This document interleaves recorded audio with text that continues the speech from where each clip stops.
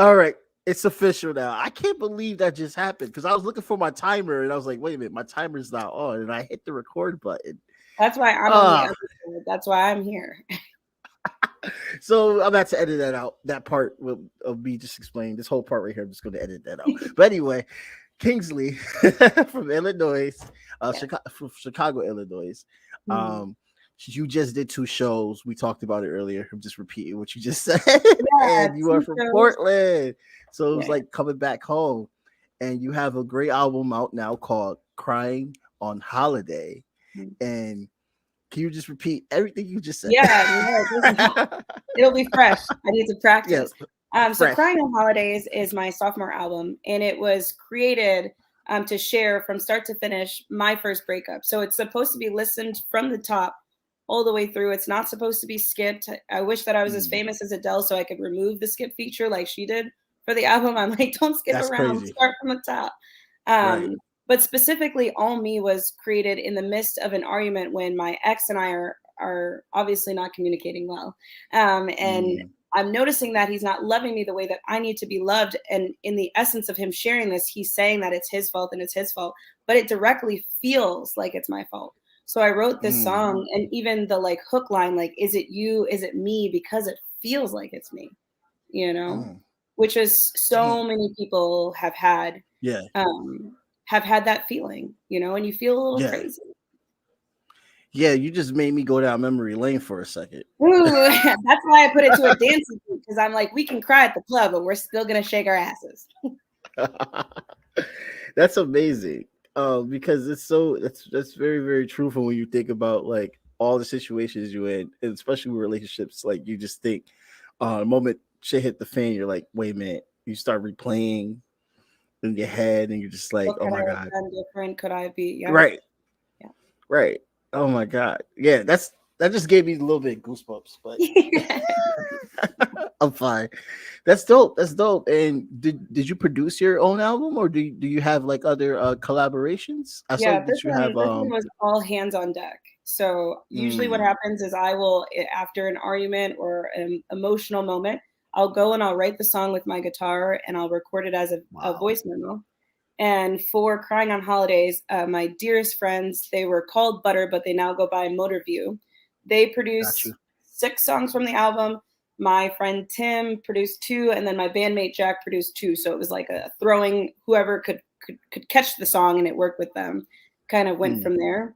And then producing the actual song was all done by Sean Brahman of Sunset Digs. He mixed and mastered and let me sit in the studio to mix. And we really got close of learning what I liked with sounds and the difference between LA industry standard mixing and indie mixing in Nashville. Like they are 2 separate things. mm, And then I had such a great time. I co-wrote the All Me, the one that we're going to play with mm-hmm. my best friend Haley, who starred in the music video. And she is an incredible artist. You should have on your show. She was on American Idol. She plays bass for Big Nice, Wild.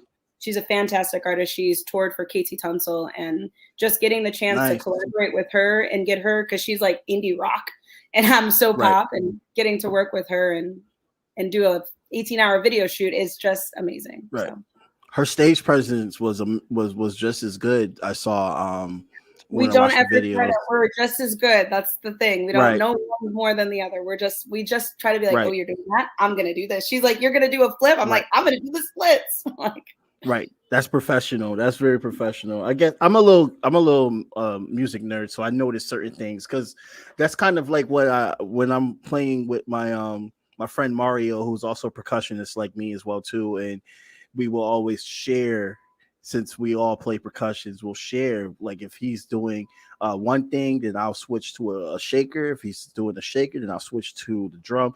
It's a that's I love the dynamic in that, and you guys definitely shown that. I didn't even know you know how to play guitar, but when I saw that you moved forward into playing guitar, and then she started like jamming out, and I was just like, oh, okay, okay, we got a Miss Prince or something coming up. I was really enjoying the vibe because it gave me like a little funk. It was like a little funk pop vibe, and I always enjoy that.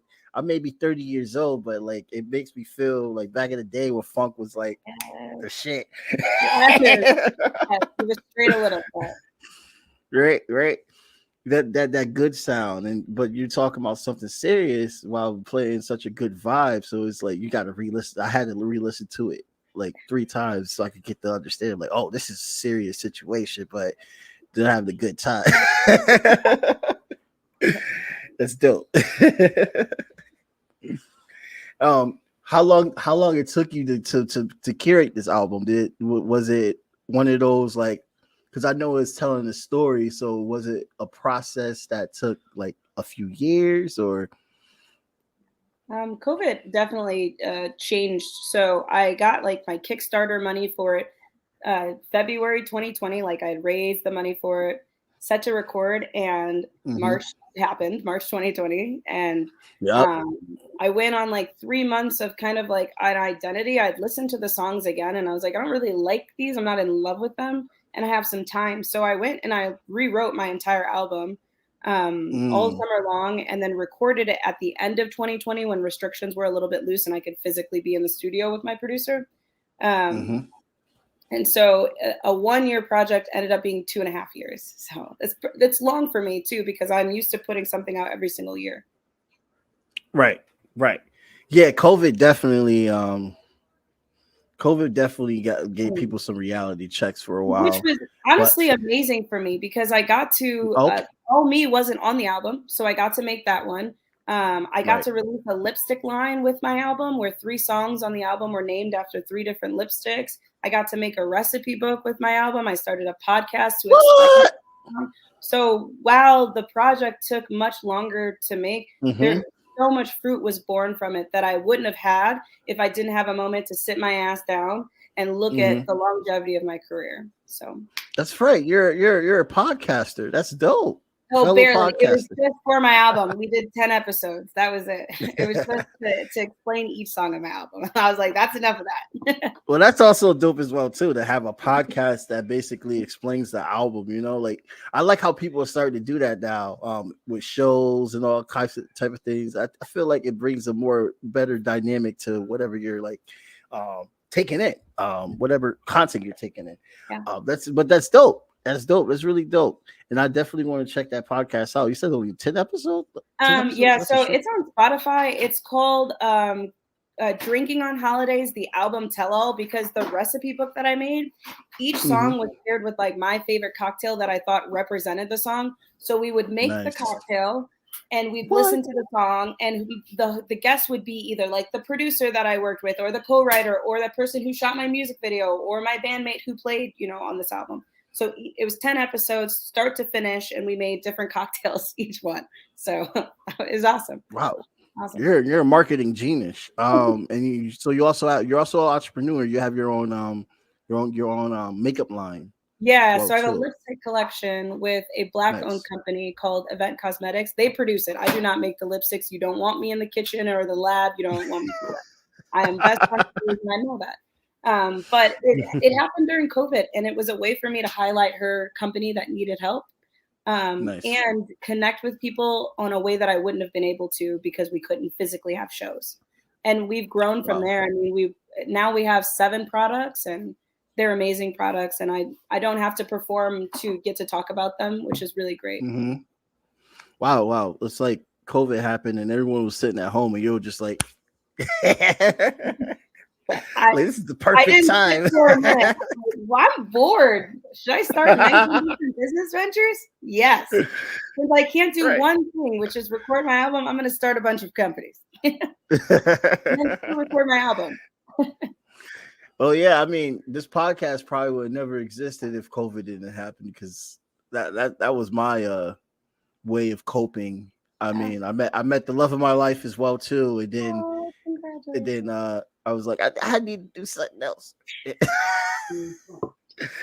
And people were like, "Why don't you start a podcast, man? You do all this activism and music My stuff. Like, dad would you like to should know do where you're it." from. He's listening right next to me. Who, me? Yeah. Wait, who? Yeah, my dad would like to know where you're from. Oh, I'm from New Haven, Connecticut, sir. Where Yale is at, and all that stuff. Shouts out to Yale. that place. I work for Yale too. That's crazy. Nice. Shouts out to them because they're legally listening right now. All right. He said, "Go Don't Harvard." get back. Oh, go Harvard. Oh, wow. Okay. That's the oldest school in the country. That's dope. Oh, that's funny. He said, go Harvard. Well, yeah, man. I mean, I think so okay. So you have 7 lipstick lines. What is your favorite colors that you want to highlight? Cool. So I always, Let's if get you look into on my this. Instagram, you'll know I'm always wearing the black lipstick one. It's a black liquid matte. It's to scare off the men. I don't want any scared men. You gotta be strong around me. Can't handle black lipstick. It's called Therapy, and Therapy is track number 7 on my album. And even in the music video for Therapy, you'll see me at the very beginning putting it on before I like bite into the apple and fall asleep into this fairy tale dream.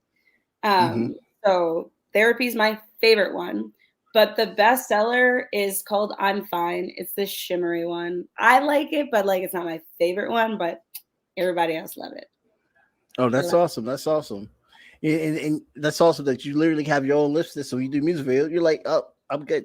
Oh, we do tons of videos. We did tons. It was in, I noticed in your link art that you have a lot of like content and stuff. I was like, wow, I need to get this link because I need to get mine like that. I was like actually learning. I was critiquing myself. I was like, Jesus Christ, what am I doing? I need to get previews or something in there too. Like, what's going on? Yeah.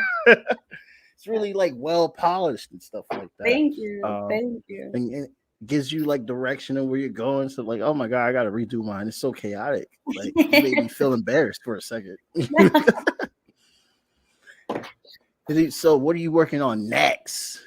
Yeah, so I'm actually moving to London on September 12th. Wow. Yeah, so I'm trying to get my life together. And then I'm working on my next album, which is called Come Find Me. I just finished writing it. I start demoing it out next week, and then I shoot the album artwork a couple weeks from now, and I'll probably record it in London since I'm there, and just it'll probably be it's going to be a summer release. It's feeling very summerish to me, so. Yeah, that's dope. That's dope. Yeah. So you're thinking maybe late August?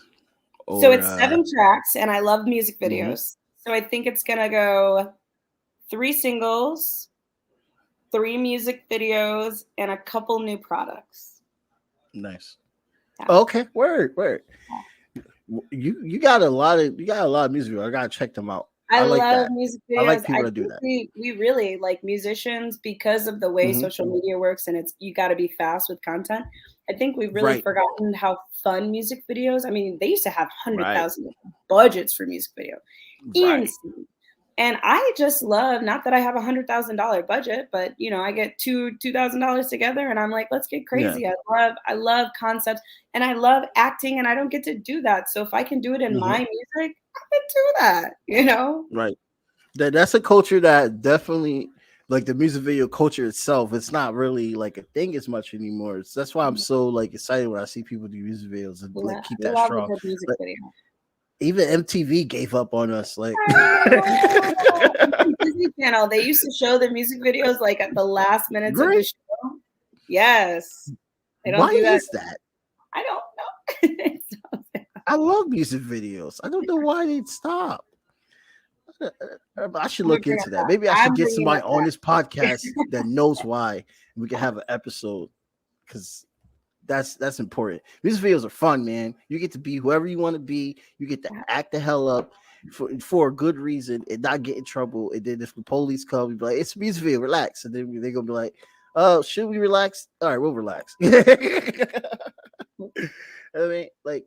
We did a music video for my band, and that was so fun doing it. And I wish that we could do another one, and I hope we do one day. Where did you shoot your music video? Or do you have a usual? Do you like travel the country and shoot your music videos, or do you like have a usual spots that you like to go to? We get creative.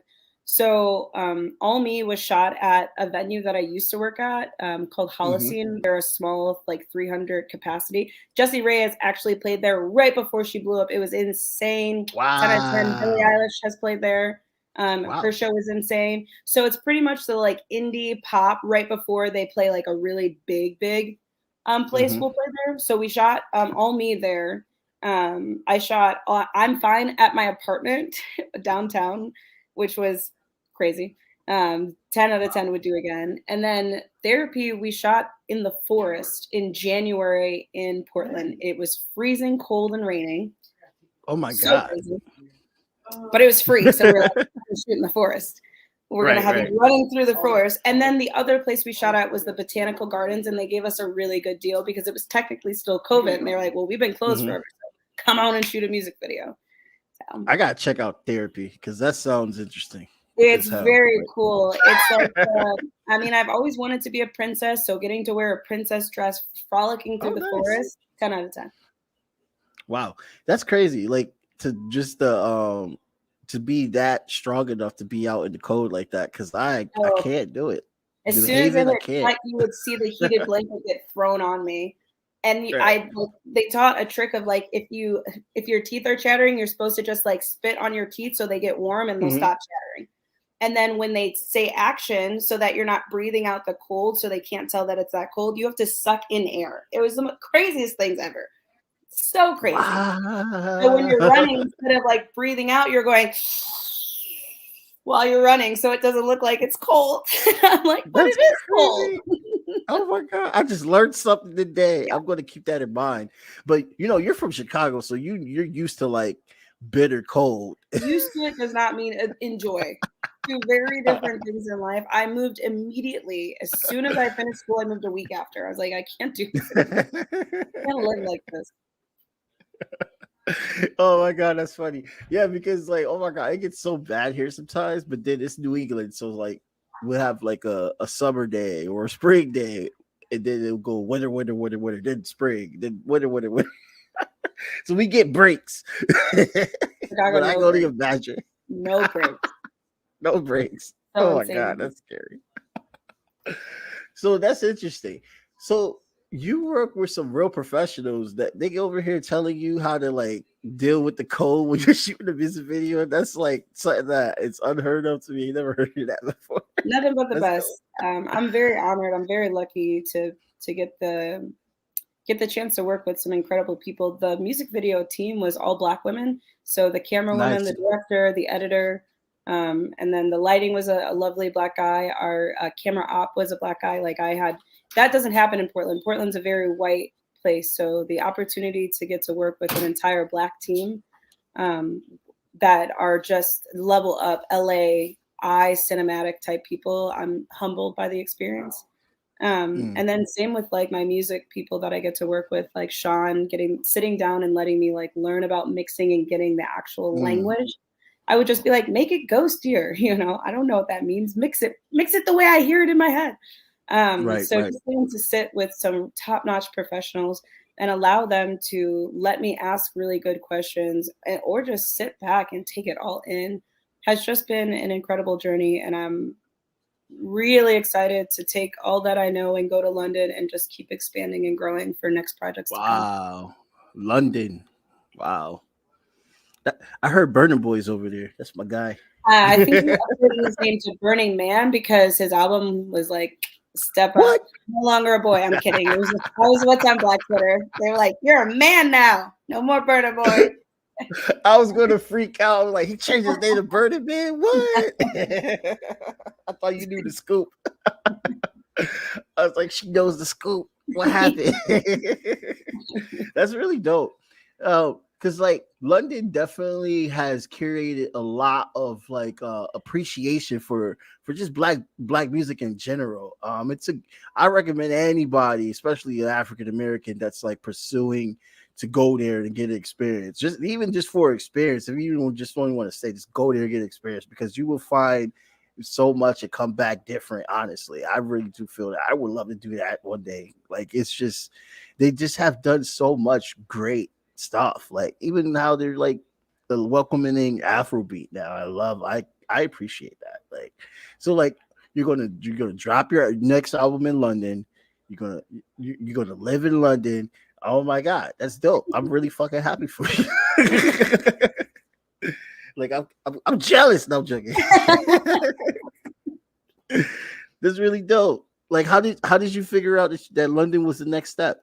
Well, looking at like the back end, I get a lot of streams over there, and Okay.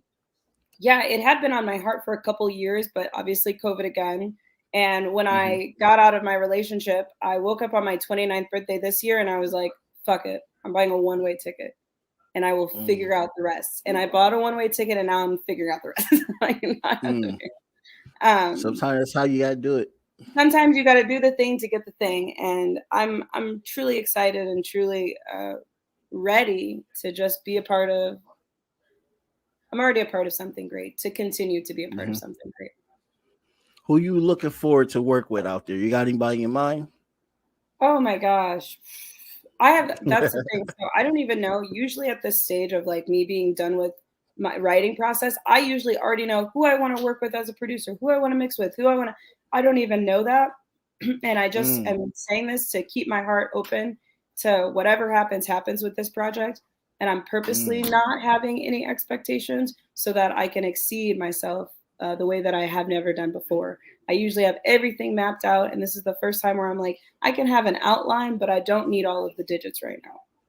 Right, right. I mean, but that's how you go. Yep. That's how it got to go sometimes, you know. This is the learning. This is my third album, so I'm like we're learning now. We're learning. Word. And you've been at it since 2013. I saw on Spotify. Yeah. Wow.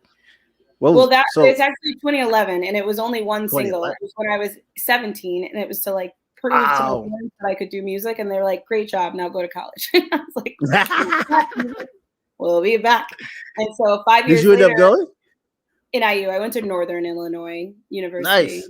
Yeah, did that. Got an opera degree, technically. Got a business degree. I got 2 degrees. And when I got to Portland, it took me 2 years to make a project. So technically, I've only done music like for this would be my 4th or 5th year, technically. So, but it still sounds amazing. It sounds that this is where you always want to be. Yes. Like there's some artists that come that propose to come on and stuff like that, and I listen to their music and I'm just like, this young man, how about in 2 years or something? Like, I don't tell them that, but I'm just like, how about let's give him some time and stuff like that. And like when I heard yours, I was just like, wow, okay, yeah, oh hell yeah. And that's why I kept hounding your publicist, because she forgot. And I was like, I just look at my calendar. I just look at my calendar when I'm supposed to do it. That's the other thing, like relinquishing my things, like having a publisher that I'm like, just tell me when to show. Right. That's really dope. I don't need to be a part of this conversation anymore. Right. You don't want me here. You want me on stage. Trust me, it's better this way. Right. That's actually really, really dope, man. To have a publicist, like. And I reminded her like 3 times. I was just like, hey, don't forget about me. Nice. I need Kingsley on my show. Because I was like just so like amazed. Like there's this group called Ali and Fajr. They are Middle Eastern pop recorded artists. They're musicians at all different levels as well too, and that they have that like similar like that similar vibe that I like got from your music as well too. And I was like, wow, this is gonna take it somewhere, because it's definitely like it's different. It is.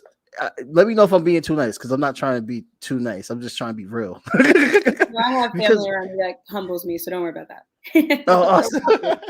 Because like there's a lot of kids these days that, you know, I feel like they're curating to like the same thing. And I like how you mentioned Adele has no freaking like skip button on one of her albums. And I'm just like, I didn't know that. And that's just, sometimes you gotta do some shit like that. Like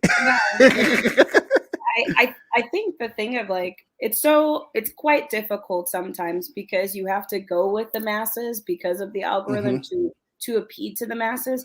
And this being different Gary Vee version doesn't exist anymore. That was early social media, right? His model doesn't even exist anymore.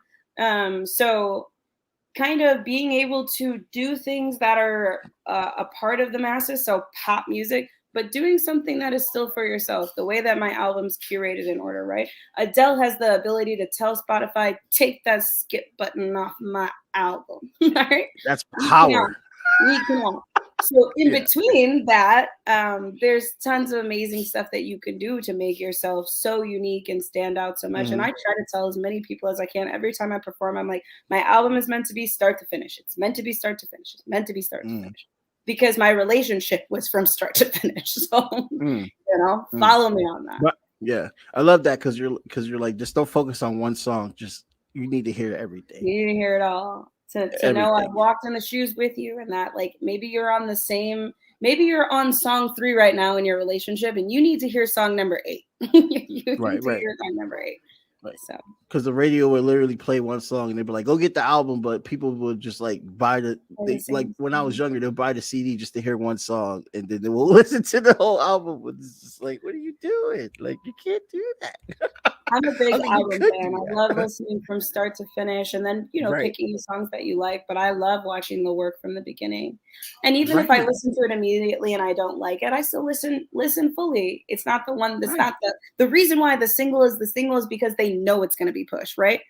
Exactly. Break My Soul is Beyonce has, I can't remember how many tracks. It was like 16 of them are explicit and 3 are not. And I'm like, I bet you the first one she picked is the one that's not explicit, which is Break My Soul, right? So like they know when they're releasing these things. So listen to the whole album. Get to hear the gem. Yeah. Listen to it. Yeah. I always listen. That's why I have title, like, because I always listen to the album and I've saved the album. And then when I'm like, I need to go back and listen to this artist, I listen to the album again. I just don't play like their hits and stuff because there's a lot when it calls body work. You got to support body work. Like, and then again, I'm just a geek because I love music and that's just who I am. But people that are listening, listen to the whole album. And if you don't like the whole album, then you'll realize that maybe this is not the artist for you. I think you should be able to enjoy every song. I'm still the artist for you. Don't. Oh, no. They're going to love your they're going to love your music. Wait, that's not going to be a problem.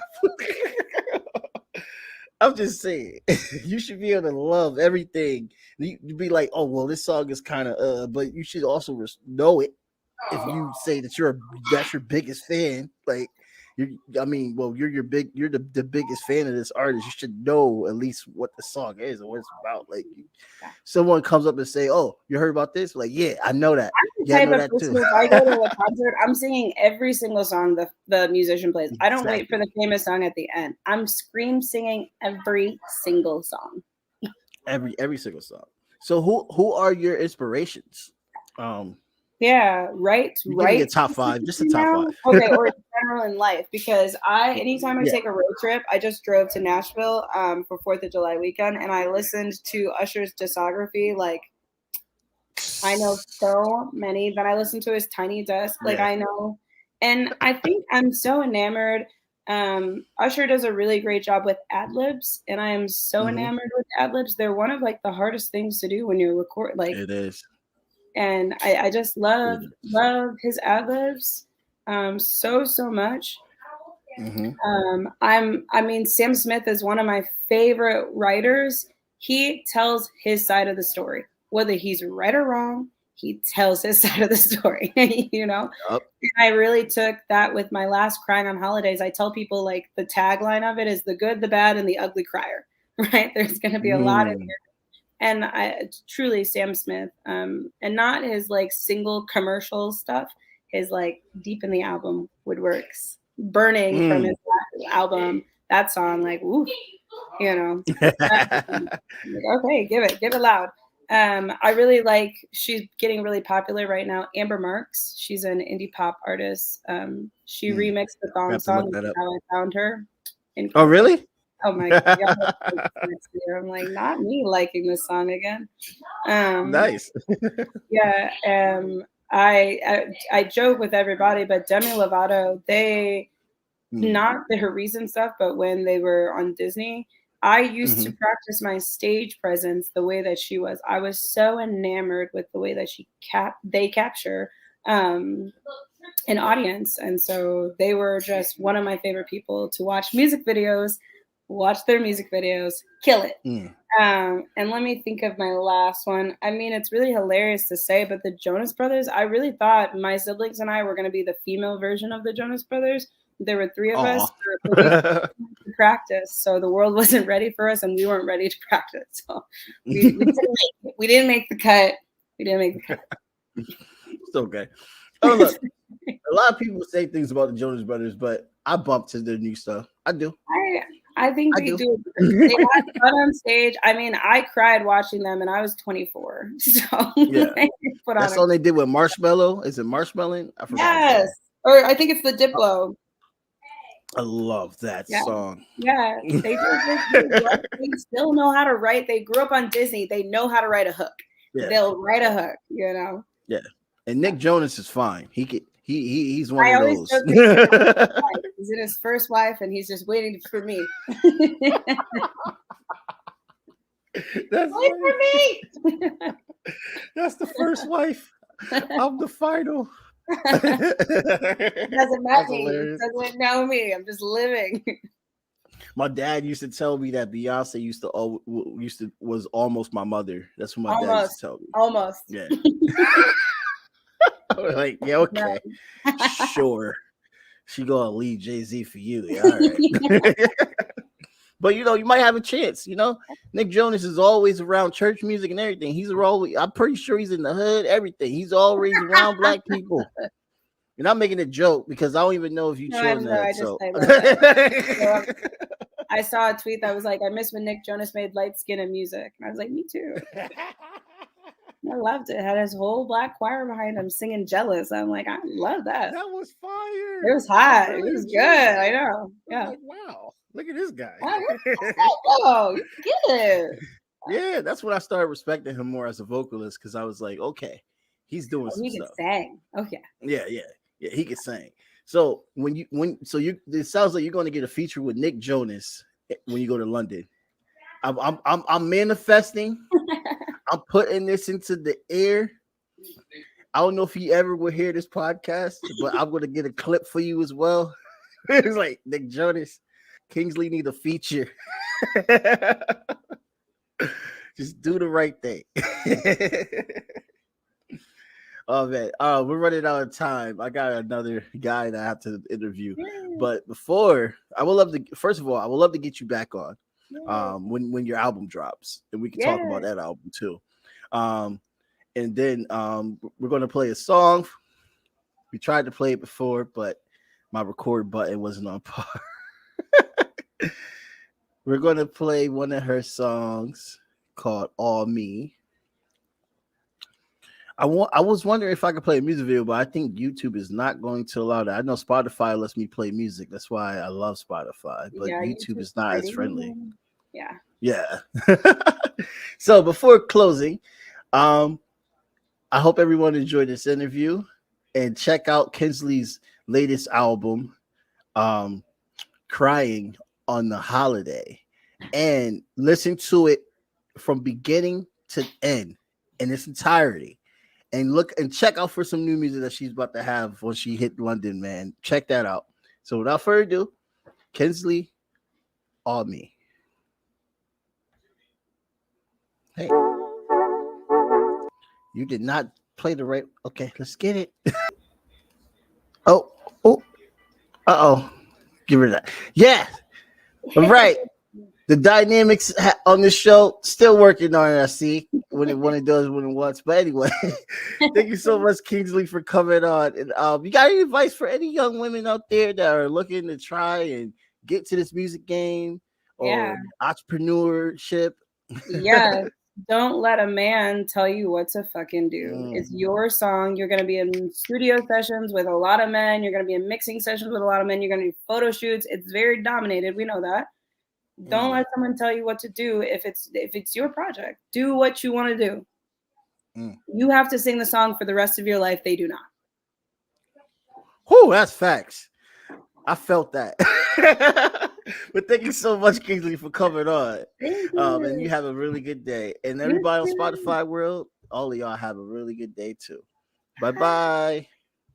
Blank period, yeah. On my black, brown, and indigenous. Gotta holler if you really feeling this. Gotta holler if you really real enough. Other rappers is delirious.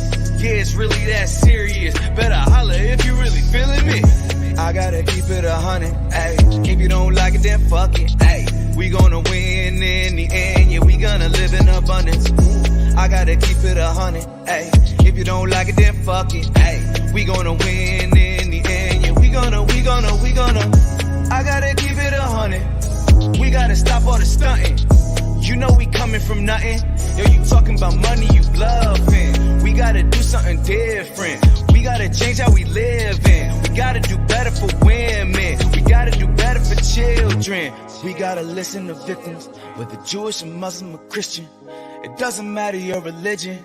You gotta stand against the system, or else you just another villain. How you just